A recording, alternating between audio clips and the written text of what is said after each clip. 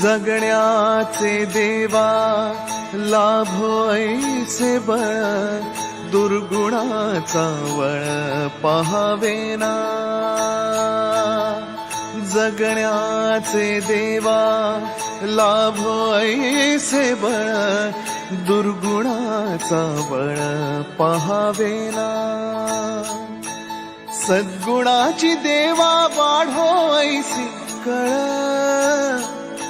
Hello everyone, welcome back to our channel. आणि vlog start केला 7:30 वाजता. ॲक्च्युली निघायचं होतं 6 वाजता, पण ड्रायव्हर लेट आल्यामुळे या सगळ्या गोष्टी घडलेल्या आहेत. आणि आता किती वेळ लागतो आम्हाला पुढच्या डेस्टिनेशनला पोचायला माहीत नाही. आणि आज आमच्याकडे आहे अमेज गाडी.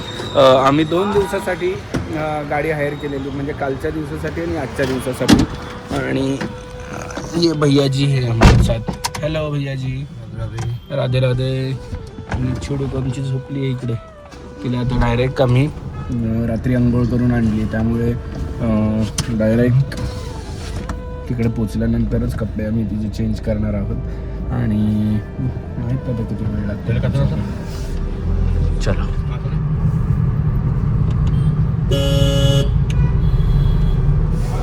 सो आम्ही आलेलो आहोत निधीवनला. इथे भीती एकच आहे माकडांची, की कधी पण फोन खेचून घेऊन जातील, त्यामुळे काही जास्त शूट नाही करता येते. हे बघ इथून प्रवेशद्वार.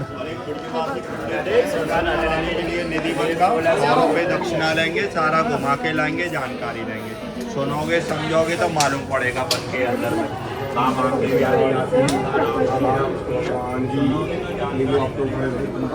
इकडे सगळं तुम्हाला बघायला मिळेल की सगळी झाडं आहेत. आणि ही जे बंकबिहारी इकडचं जो मेन देवस्थान आहे ना, त्याचं सुद्धा प्रकट इथेच झालेलं निधीवन. ते राधाकृष्णाचं मिळून एक हे आहे, राधाकृष्णाचं प्रतीक म्हणून तो अवतार आहे.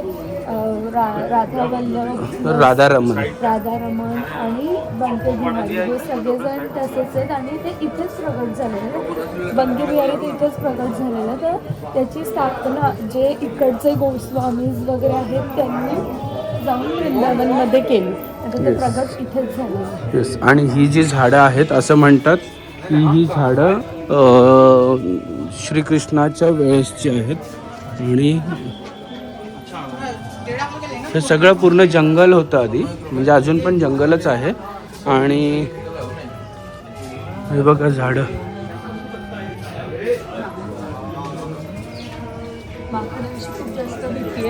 माकडांची भीती आहे, फोन घेऊन जातील कधी पण, म्हणून ते यू गए और यू आए. निधीवन जेवढं ऐकलं होतं तेवढं काही वेगळं नाही आहे. फक्त ती जी झाडं आहेत ती बघायला मिळाली. मला तर कळालंच नाही की ते रास कुठे करतात म्हणून. संध्याकाळी जाऊन देत नाही आतमध्ये, ती वेगळी गोष्ट आहे. 6 नंतर तिथे कोणाला एंट्रीच नाही किंवा कोण जातच नाही. गेला तर यांचं म्हणणं आहे एकतर तो मरतो किंवा तो वेडा होतो, असं यांचं म्हणणं आहे. काही साधू लोक, काही फोटोग्राफर, काही कोण राहिलेलं आतमध्ये, का बाबा दर्शन घेऊ, काय करतात बघू. आणि इकडचं एक आश्चर्य आहे की रात्री तिकडे एका गाभाऱ्यामध्ये शृंगार ठेवतात, म्हणजे कंगवा, बांगड्या, सगळं जे शृंगार असतं ते ठेवतात. आणि सकाळी आल्यानंतर ते शृंगार पूर्णत्र सगळीकडे पसरलेलं असतं. तर हे बघण्यासाठी सकाळी 4 वाजता वगैरे लोक येतात, जेव्हा मंदिर ओपन होतं तेव्हा. असू शकतं. म्हणजे त्यांचं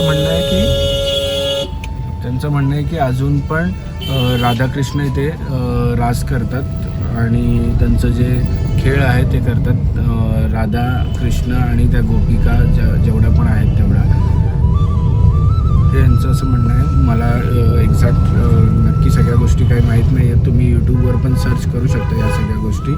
पण इथे आल्यानंतर असं वेगळं काय मला अनुभवलं नाही मी. फक्त ती झाडं पुरातनकालीन आहेत तेवढीच बघायला मिळाली. बाकीचं काय असं म्हणतात ना की बाबा असं दरबार पाहिजे किंवा तिथे रास करतात, असं ते सगळं ते काय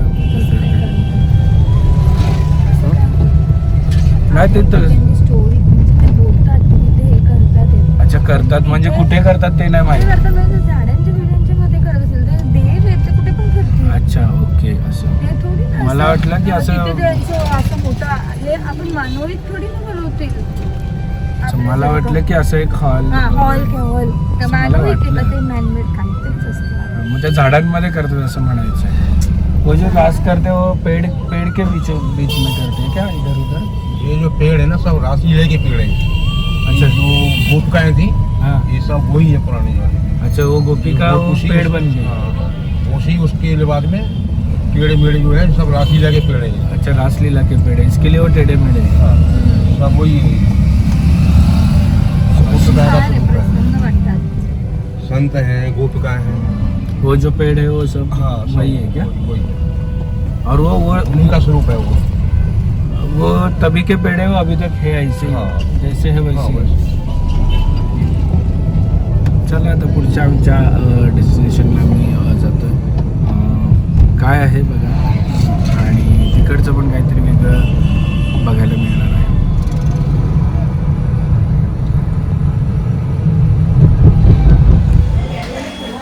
मंकी उठला का मंकी? काय काय काय मोबाईल काय खाणार. Yes, finally we are in Agra. Agra का ताजमहल, आग्राचा पेठा, आग्राचा लाल किल्ला, या सगळ्या गोष्टी आग्र्याला फेमस आहेत. अजून काय का आग्र्याचं?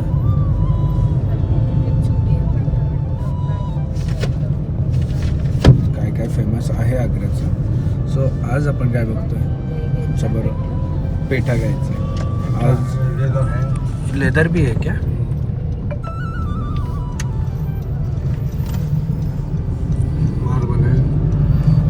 मार्बल भी फेमस है क्या आगरा का? आज काय बोलतोय? Shopping centre. अरे वो मत बोल, शॉपिंग सेंटर छोड़ के सब फेमस. सो चला आता आमच्या बरोबर दाल मोठ है। पेठा लेने के लिए जाने का अंकल, कोई अच्छी जगह पे? ये ना वो नेकलेस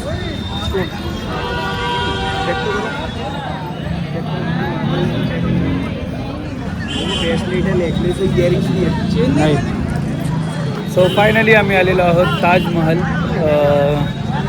सिटी ऑफ ताज, आग्रा. हां, मी बी दिसला ना तुला लगेच. तू फोटो काढणार आहे तिथे? कसे काढणार आहे फोटो? आणि बाबाला कशी करणार आहे? अच्छी करणार आहे. सो एंट्री आहे इकडे, मला वाटतंय 50 रुपीज असेल. लेट्स सी, मी तुम्हाला थोडीशी याची इन्फॉर्मेशन देईन आतमध्ये जाऊन किती तिकीट काय आहे. आणि खूप मोठा आग्राचं मेट्रो स्टेशन बनलं आहे, जो की अजून चालू नाही झाला पण बनवलेला आहे त्यांनी आपण. सो इथे 2 टाईप्सचे तिकीट्स आहेत. चलिए बसू. चाइल्ड नाही होते. 2 टाईप्सचे तिकीट आहेत, एक 50 रुपीज, एक 250 रुपीज. 50 रुपीजमध्ये आपण बाहेरचं वगैरे सगळं करू शकतो. 250 रुपीजमध्ये पूर्ण ताजमहलची एंट्री आणि आतमध्ये शहाजहान मुमताज यांचं सगळं 250 रुपीजमध्ये आहे. सो आम्ही 50 रुपीजवालेच घेतले, कारण की आम्हाला आतमध्ये नाही जायचं आहे. आम्हाला फक्त बाहेर फोटो, रील आणि बघून बाहेरच्या बाहेरच निघून जायचं आहे, कारण की गर्दी खूप आहे त्यामुळे. आणि ही गाडी आहे बॅटरीवाली, जी की आतमध्येच आहे. इथून 500 मीटरवरच फक्त ताजमहल आहे, पण ही गाडी 25 रुपये घेते पर पर्सन. हिला उचलून घेऊन जायचं म्हणून आम्ही ही गाडी घेऊन चाललेलो आहोत. सो 25 रुपये पर पर्सनने आम्ही ही गाडी घेतो.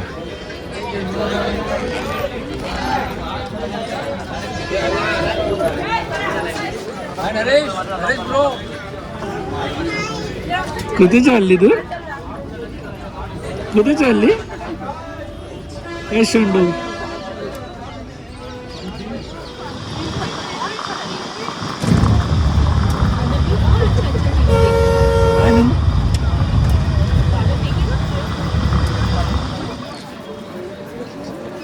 सो तुम्ही जेव्हा पण इकडे याल ना, इथे गाईड एवढे तुम्हाला मॅनिप्युलेट करतील, हे आहे ते आहे, असं आहे तसं आहे, हे करू ते करू.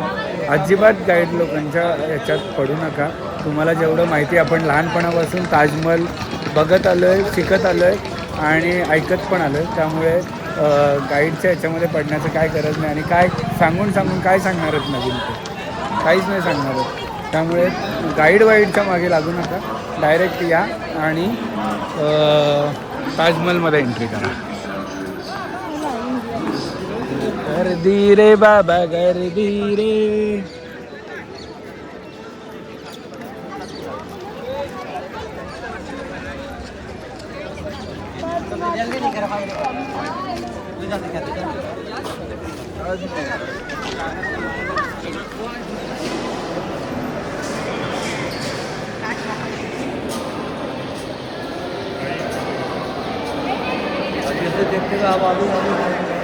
आणि ही परिस्थिती आहे ताजच्या बाहेर.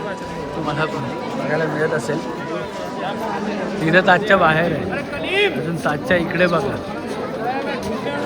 आणि याच्यात फाल्गुनीला आम्हाला फोटो काढायचे आहेत.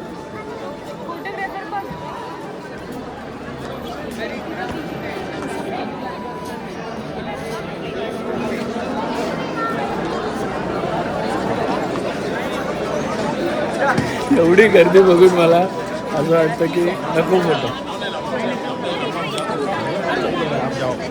फोटो शेअर करायला काढायला फोटोग्राफर हायर केला आहे, कारण की एवढी गर्दी आहे.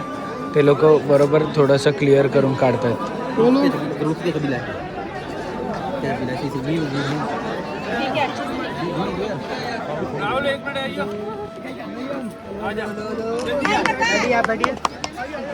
थोड़ा साइड हो गया, थोड़ा सा हाथ और नीचे.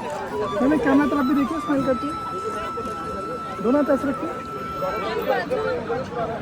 फाल्गुनीचा फोटोशूट चालू आहे इथे. इथे ताजमहल इथे.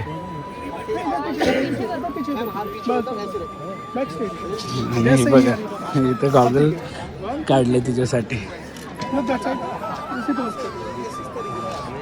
मैम खड़े जाओ बेंच के ऊपर.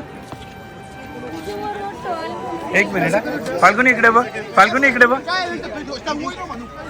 इकडे बघ. असे फाल्गुनीने फोटो काढले ह्या ताजमहल समोर. आणि माझी खूप इच्छा होती असं व्हाईट ताज समोर रेड कलरचं घालायचं. आणि एक रील पण हा ना. आणि मी असं झालं कुर्ता घालून आलो. ऍक्च्युली मला सांगायला मी याला विसरली की तू रेड रेड घे. मी नानूला पण रेड मागवलेलं. आमच्या दोघींचं मला काय झालं नाही ट्विनिंग. ह्याला सांगितलं माझ्यापर्यंत काय पोचत नाही. तुझं नेहमी आउटफिट काय हे बघ ना. आणि किती इकडे गर्दी बघ किती आहे. पण मस्त आले. म्हणजे माझं मेन लवकर आलं तरच कुठे असं काही नाही. कधी पण गर्दी कधी हो असणारच फक्त आहे. गाईड. पण ते तुम्हाला आपण जे बघतो ना व्हिडिओज आणि सकाळी ते सकाळी एकदम सकाळी आलं तेवढा गर्दी बघा. गर्दी बघा समोर किती आहे. पण तरी फोटोज चांगले येतात काय रे. हो. आता आमच्या चुजूक बाळाचे फोटो काढायचे. चुडूक बाळा फोटो काढायचे ना. 45 मिनिट्स ओनली. आम्ही बाहेर आलो 45 मिनिट्समध्ये. आणि आता आम्ही करणार आहोत ETV. भैया जी रुकिए. नहीं रुकिए बोलते तो नहीं रुकिए. हम लोग दूसरे गाड़ी में जाते, तीसरे गाड़ी में जाते. चला.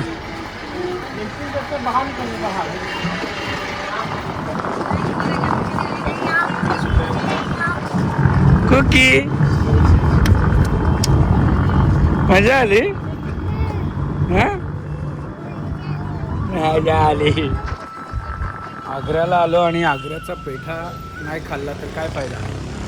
पेठा स्टोर.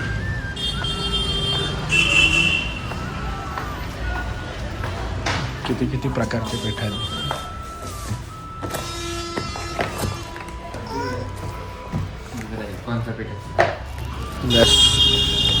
बॅग भरून घेतलेत 4 किलो. सगळीकडे जायला. आता आलोय तिथे काहीतरी जायचं म्हणून आग्र्याचा पेठा. आग्रा बघून आलो आणि आग्र्याचा पेठासुद्धा घेतला. आणि सकाळी तुम्हाला बघायला मिळालं असेल काय का क्या सुबह क्या दिखा निधिवन. सो या ब्लॉगमध्ये तुम्हाला ह्या 2 प्लेसेस बघायला मिळाले असतील. पुढच्या ब्लॉगमध्ये तुम्हाला अजून 2 प्लेसेस बघायला मिळणार आहेत. आणि मग आम्ही फायनली दुसऱ्या डेस्टिनेशनला जाणार आहोत. ते कुठे ते तुम्हाला पुढच्या ब्लॉगमध्ये कळेल.